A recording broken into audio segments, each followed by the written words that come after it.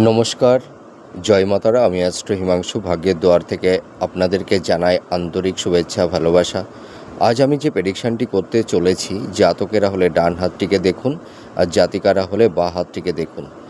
এই যে আমাদের হাতের এইটা হচ্ছে নিম্ন মঙ্গলের ক্ষেত্র, আর এইটা হচ্ছে আমাদের হাতের শুক্রের ক্ষেত্র।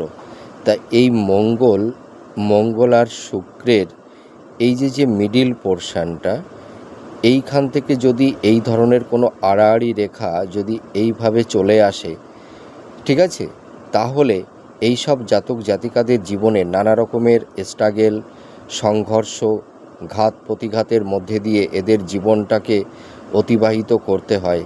এদের জীবনে এদের কর্মের ক্ষেত্রে কোনো সহায়তা এরা পায় না। এদের আপস অ্যান্ড ডাউনের মধ্যে দিয়ে চলতে হয়। কর্মের জায়গাটিতে এরা স্যাটিসফ্যাকশান আনতে পারে না, স্যাটিসফাইড হতে পারে না। এদের কর্মের জায়গাটি সর্বদাই একটা ডিস্টারবেন্স, অবস্ট্রাগল, বাধা বিপত্তি তৈরি করে দেয়।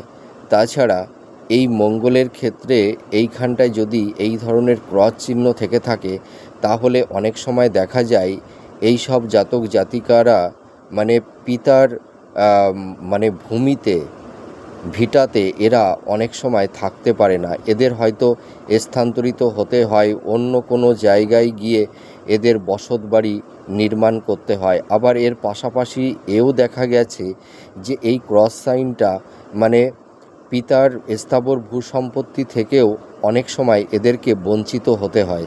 আপনারা মিলিয়ে দেখুন এই প্রেডিকশানটি কতটা ম্যাচ করছে। নমস্কার, জয় মাতারা।